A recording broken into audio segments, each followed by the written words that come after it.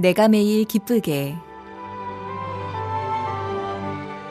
내가 매일 기쁘게 매주 목요일 이 시간에는 대전 성서침례교회 최용수 목사님의 말씀을 보내드립니다.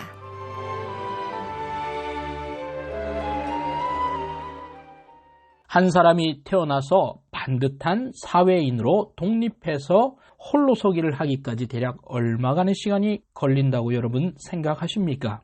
자신의 삶을 독립적으로 주체적으로 살아갈 수 있는 연령이 아마도 고등학교를 졸업하고 또 군대라든지 또 사회 취업을 하다 보면 대략 20대 후반 또는 30대 초반이 되지 않을까 생각이 듭니다. 대략 한 사람이 태어나서 30년 정도를 누군가는 그 사람을 돌보고 섬겨 주어야 한다는 것입니다. 그래야 그 사람이 한 사람의 독립적인 사회인으로 또 한 가정을 책임지는 사람으로 세워질 수 있습니다. 그것은 참 긴 시간이며 중요한 시간입니다.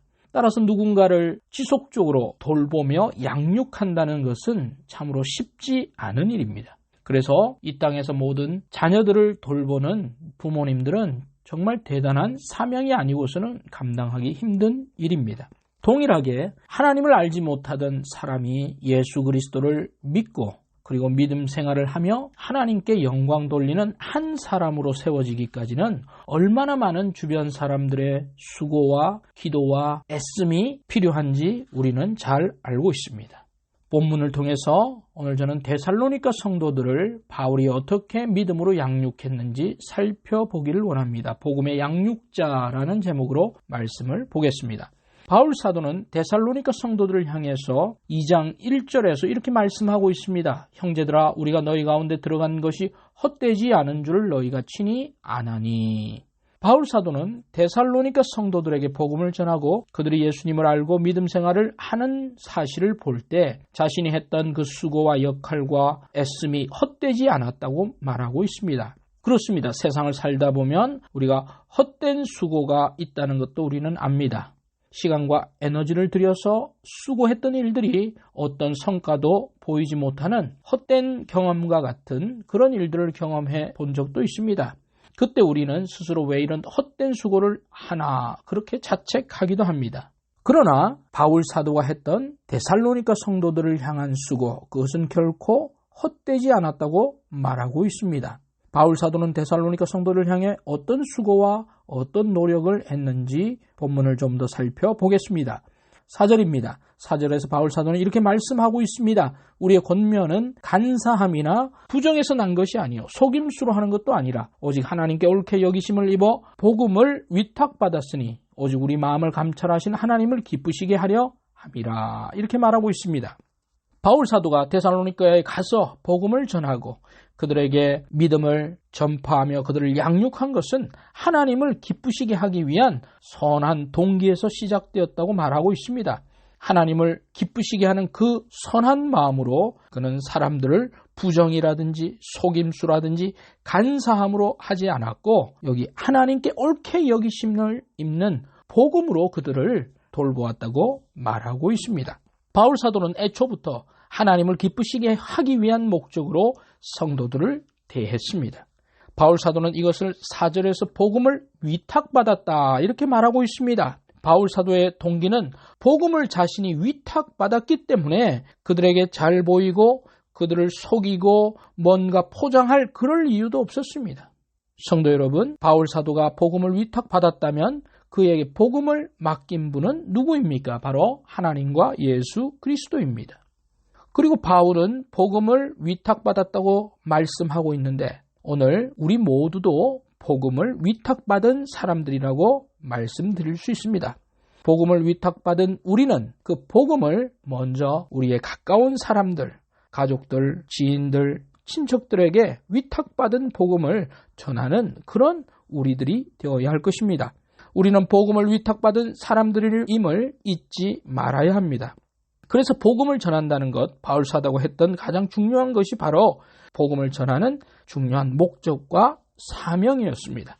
그것이 바로 바울 사도가 복음을 전하는 목적이었습니다.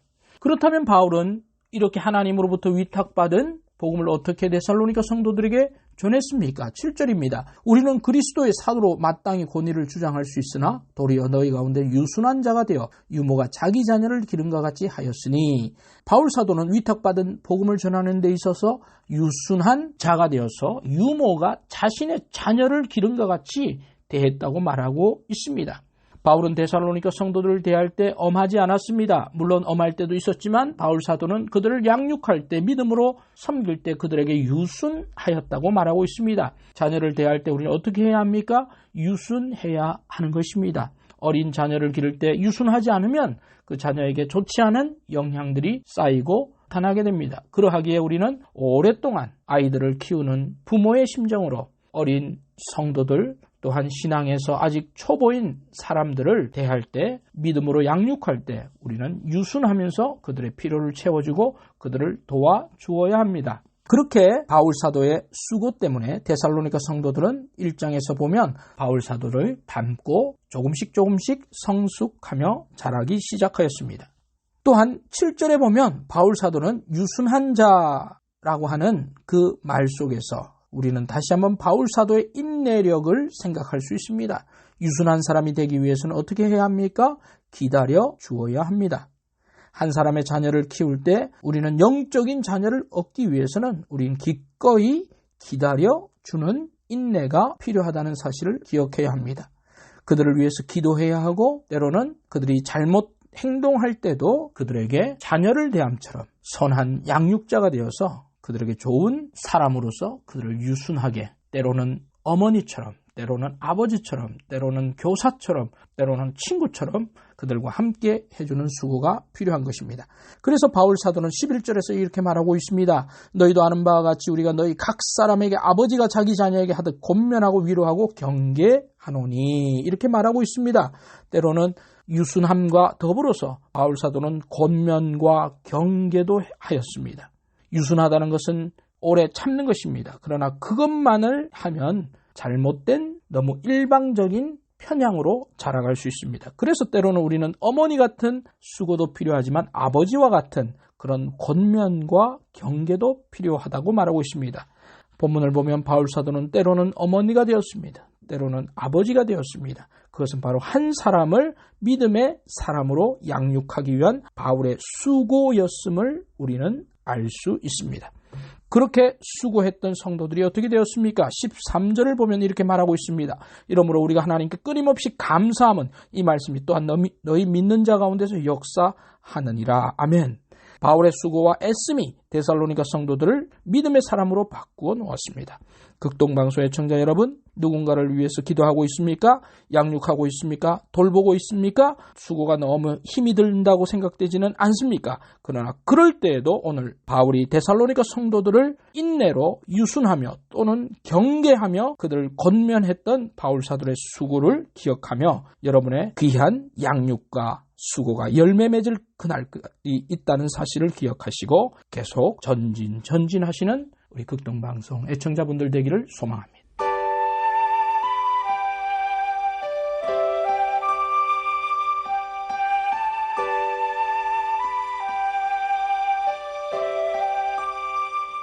내가 매일 기쁘게 지금까지 대전 성서침례교회 최용수 목사님의 설교 말씀을 보내드렸습니다. 이 시간 방송을 들으시고 신앙생활에 도움받기 원하시는 분은 대전역 근처에 위치한 대전 성서침례교회 042-6729-1435번으로 전화 주시기 바랍니다.